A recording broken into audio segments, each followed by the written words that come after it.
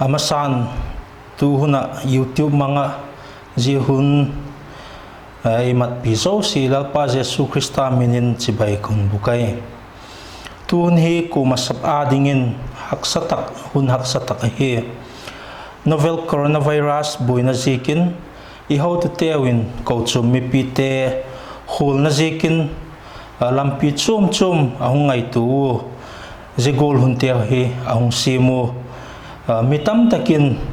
zi program pathin thagaw lamal somna tam tak ala dong tawa dong zel dingin le ikidoi sakma mawai zigol hun mang dinga go ta kaum hi kipakum kasa himale ko chum te mun chum din mun ki banglo tak taka te hiwo ik ki kop vek theding chanchin pha itidiam pathian thu vagen thiam dan hi hak sama ma ding hi mihingla machun thei top ki su photin tin pathian thagaw ki thu pi na sala lo pi khatlen ni ila uma hi chun ei alo ting golen ki ngai mai hitiwin tuni huna ithupi dingun pathian hing le hileng ti pathian hing le hileng ti kahun tela tu chung hileng itidiam pandemic ahin pathian hin banga bolem pathian khoya umem ai lo le pathianin zegol hi bangji ka atun sakahem tite bangin apangem pathian hi tite ho mi tam tak lungthima dingin gincha ka uma je ho chu ei khovel pumpi zigul haksanna itu ko hin e zillai itidim pathianin ezil sak nopte ei lo le eyun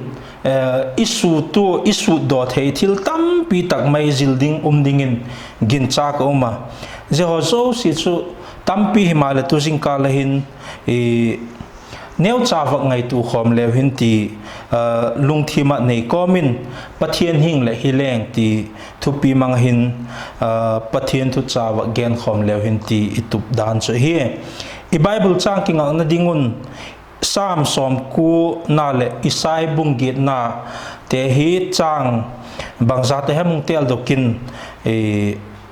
hong sim thang katin sam som ku na chang khatapat chang sagi pathian thu alangai thai tiu lalpa nang chu sun zo si tinga ka naw lahi tang te la sim masang le khovel le leilung la sim man le kumtunga kipat kumtung tingin pathian lahi mihing te hi leifui la chan sakita mihing te ho hong kile kit lati hen nanga dingin kumsang khat hile zani tumta gul bep ahin zan ven khat gul bep ahi amau chu la phian manga zana mangul bep ahiu zingkala hampa hong sel dok to bang mai ahiwin zingkala no dip depin ahung don dokun nitag lama tuin avui ngal sekhi lalung na hi mang thain ka umun lathang tom na chup mangin ka umui isai bungup chang khat le chang ni alangai thaki ditiu lengpa uzia athi kumin lalpa chu lal chut pha ki chu sang tak le lien takin kamun chule apun silmong te chun temple sung alu dim hela achung lama van sol cha te na chingun tha paguk chiet anewi athau pani chiet in amai ali pi kun adang pani chiet achun akeng atum pi kun adang pani te achun aleng chitui lalpa na thu isim teu ichan chitwa ding in aimal som pi henla pau chapna ne hitiu lalpa tuni hun doyum tak mai nangman lamite le simpi ka la thua kiziltil theding le nangma lungthim te ho head gua zigol kahun tuk teo le kathil tuk teo apat nangma lam kahung nai theyu nangma kong het chin zok sem theina dingu zehun te ho hungmang ding kahung kisakuhi abulapat atop ti la thagaw thing tho a eyum pi che ta lalpa ezil til tua nang ma hong pang dingin ka hong chilu ka hun zo siu la khu thieng tho hong ki kol sakin kalal pau Jesu Krista minin ka hong don wa hi amen ithu piu kha pathian hing le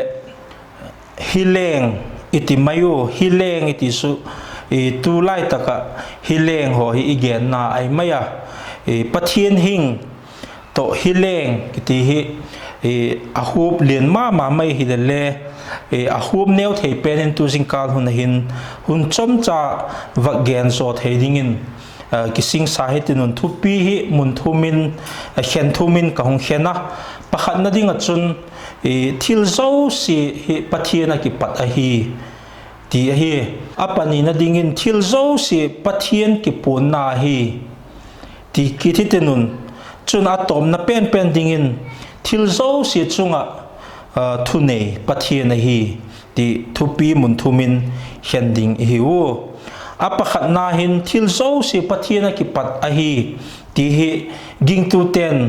ipe chaka ituk chak thugin poimo tak Bible in ezil sak a hi tu chung khovel pumpi awang sit na hui sa tak hungtung zikahin mitam takin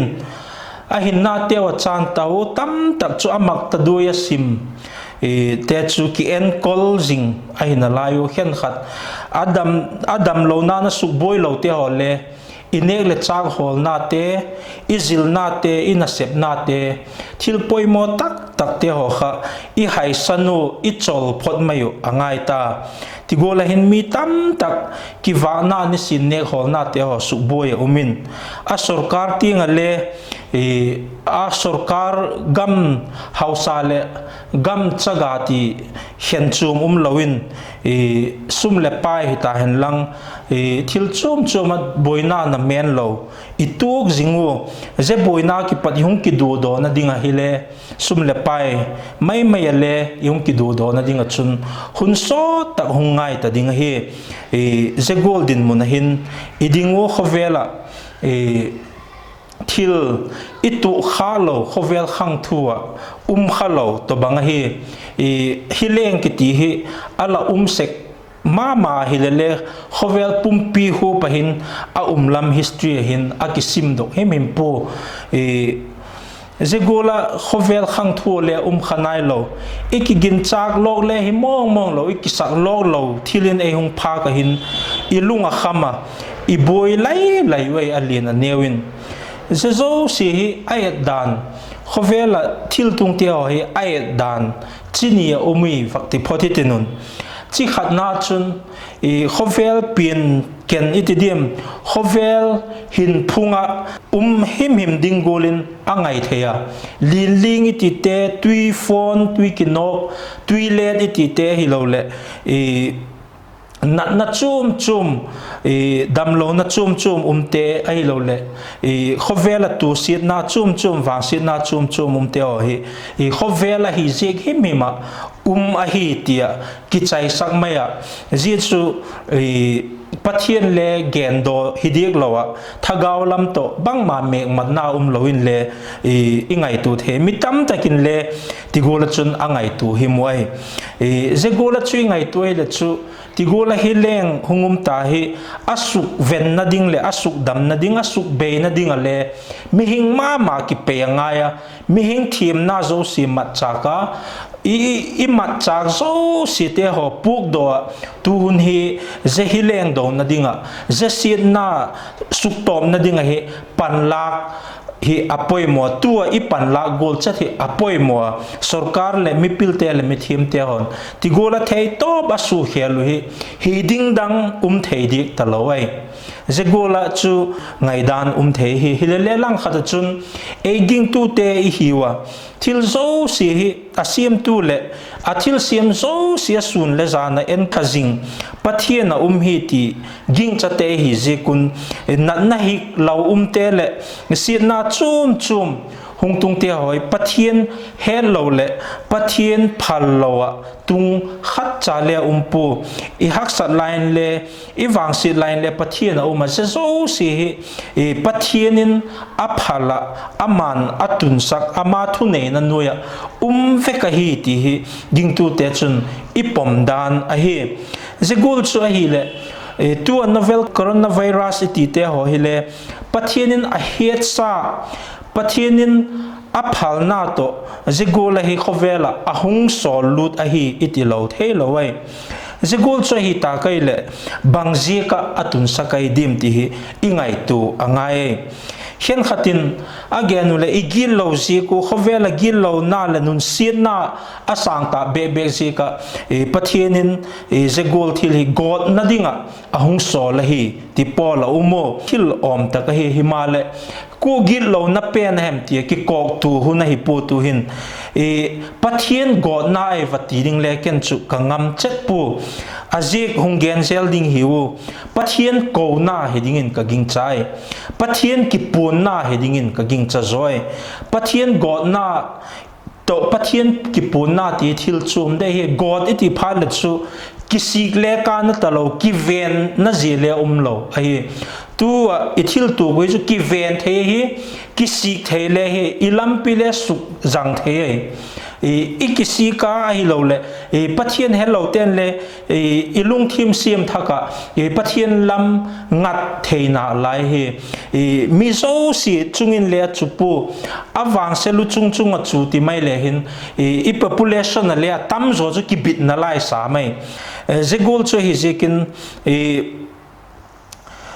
pathian ki pun na le pathianin again nop a uma zathil hi ahung sol hi zona ti hi ka ngai da na hi sedung zui chun ithupi panina hin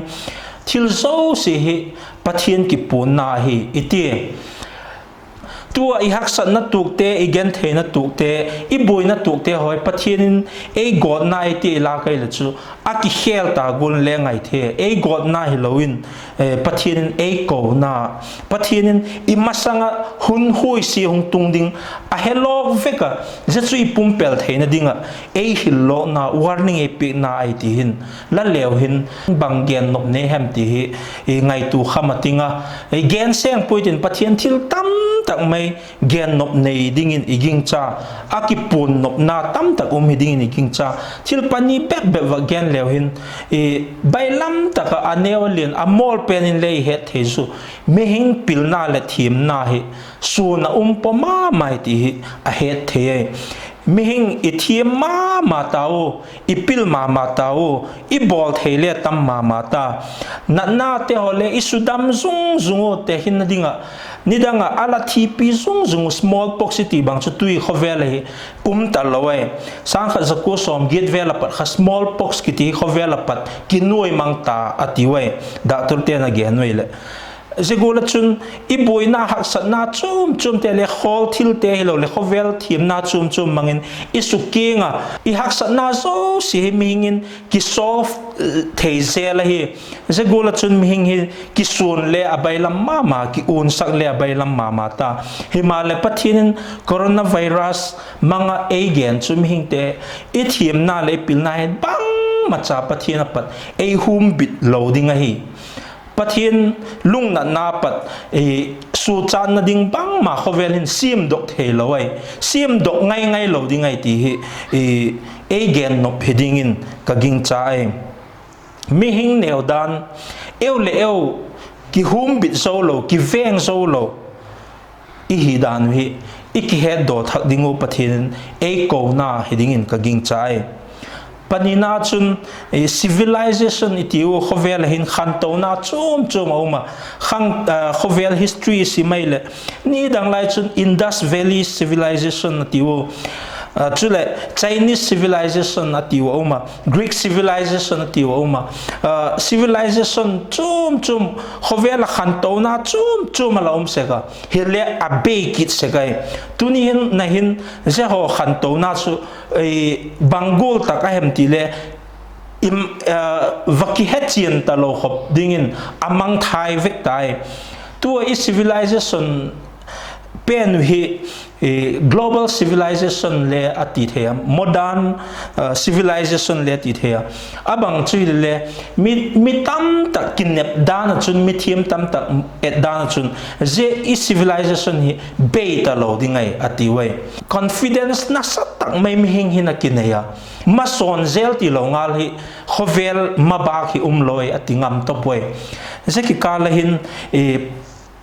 Patinin again no hiding kin cha chu a khut pek chunga mai ihidanu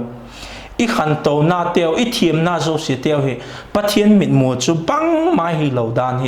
hi gel do sakit hiding in ka ging cha te hin na ding in civilization no be theina ding a hin atop thut theina ding a hin thil lo pi tak angai pu ti mai hitin thil tam tak angai pu gam khat hung ki do hen lang Russia to USA bang hung ki do hen la te hin din India to China bang hung ki do hen lang nuclear weapon hung mang pan nge leo atop ta lo dingai a hun tai iti masanga khoveli be man ta dingai igal van nei zo si khoveli vel som sa givel chen tar lo su theina ding ki nei chi tai khovel pumpi gam house deu te ho chun je gol khopa chu vak mek pela neu khat vak ki suklung na kha ka i khovel pumpi i lei pe hi mi hing chen na ta lo su jeng thei din muna ki jing tai su tu lai ta je su mi hing thiam na na siam hi tho pilna thiam na le hen nai ne hi le pilna i nei kop loi le chu le ki sumang thai thei ding din muna ki jing je ka chun is civilization deng del dan i thiam na le pilna teo lau dan alang khat de chu lau ma hi dan hoile igel do tha ki tu pathin akinga hi danu pathin pang lo chu ming le mingi ikiet kol zo lo danu le ki veng zo ding chi hi lo danu hi tu chung thil tunga pat na hik neu cha mu kham lo microscope ale mu kham lo na hik in hovel ze gola eung su boy dana ki patahin mi hing teo hin ki ngai tu vung hitinun ikisun na teo hole chapo na teo ho hi pathian manga ki ngai tom na in chan sak zo lew hin ze chu pathian mi hing te ki nga gen nop apun nop hedingin gin cha ka umai atop na pen ding chun thil zo si chunga thunei pathian hi ti hi ging tu ten iki thamun na diu le iki nep na diu chu a hi thil zo si chunga thil zo si hi pathianin atun saka hi itiu thil zo si hi pathian ki pun na pathian o het theina ngo nei iti ki tu atop na pen chun thil zo si chunga pathianin thu anei hi ti i khang na dingun va gen hitinun isai le khabui sim nau khan isai bung gup cha khat la chang ni na khan leng pa uzia thi kum ati se hi ka doi na lai tak chu hi pathian lo pina amu kha athu pi hi le bang ti ka amu he mi te le leng pa uzia thi kum leng uzia hi kum som nga la ni veng suda gamin lengin alapanga aleng sung hin Israel te nu ma sama mau athao mo mama bitle bitu ne le cha le kining tinga kong bang kimin Israel gam chu anop wang lai tak le ti mai tai tin kum som nga la ni so thoi khang ni ta wangai sichu leng pa uzia hung thi thu da khan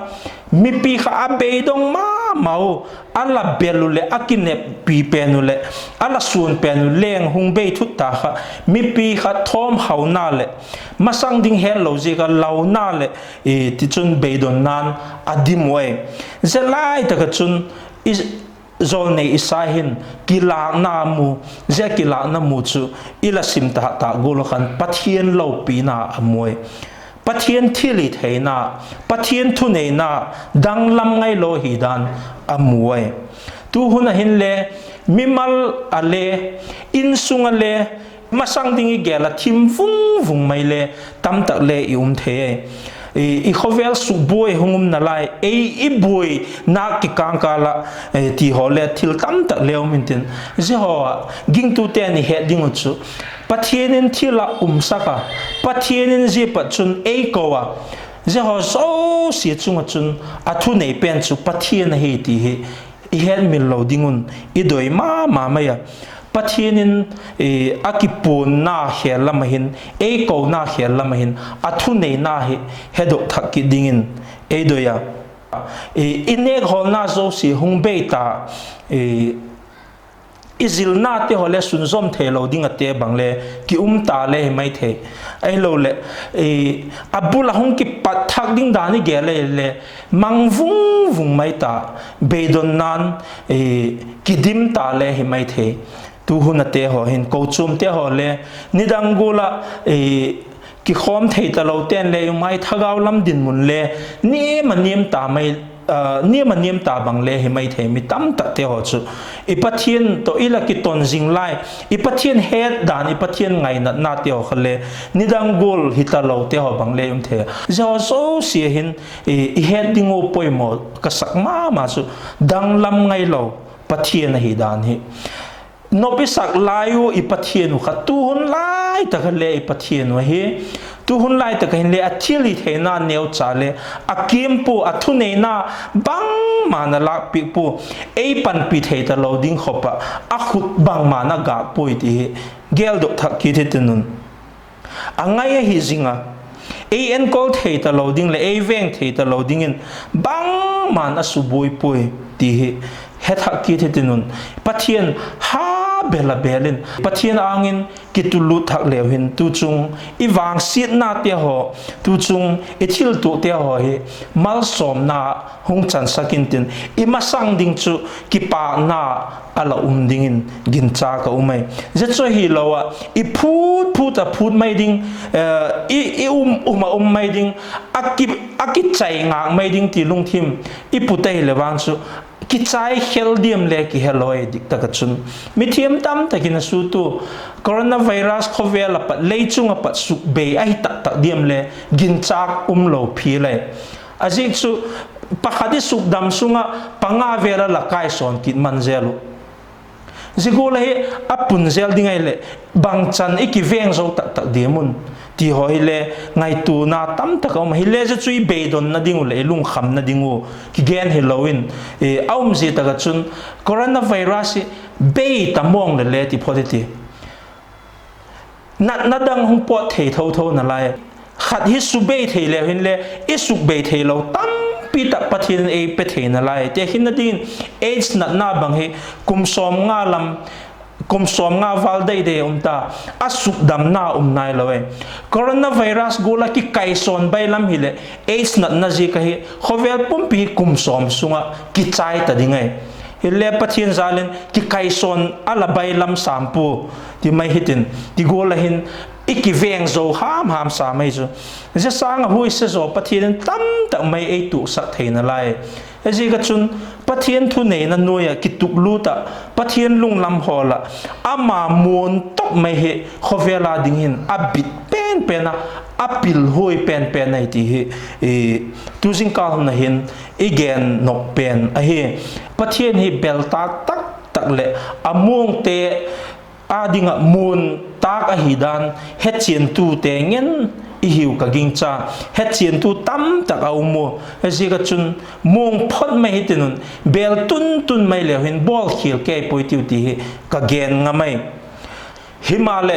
thilpoi mo ma kit khat chu pathinin khovelai sunga hin haksat na zo siapat damlo na zo siapat ven bita wang phat na pe be pa ezang vu king athil tu pe nei poiti wang hemil poitinun je khovelai dam sung hi ikum tung munding kising sak lo na a hi ti hi he jing hitinun den na dinga hi pu itun na dingam itun thei na dinga pathian ke ngi tun thei na dinga ekising sak lo na dinga pathianin takahi ei koi hi ichil tu zo si hile zalamat chu ilung thimi pe thei na dinga ei tu sakai ti hile hen mil lo dingu hi hen la zigula ki nep na chu nei nai lo hi chun tu hun te ho ki ngai tu na dinga hun lem chang ma hi crusade te ho le ki khop na hun te ho ngak mai ka ti ding le dik pu tu hun ma hi hun pha pen ai nom se ka tu hun ma hi thu pu na sim na di huna hun lem chang pen ai se kai ki ngai tu dit datin pathian ala nu si khatai hi le pathian ko na he tha ki thitinun pathian ala nungat santa hi le alama ki he ki lewhin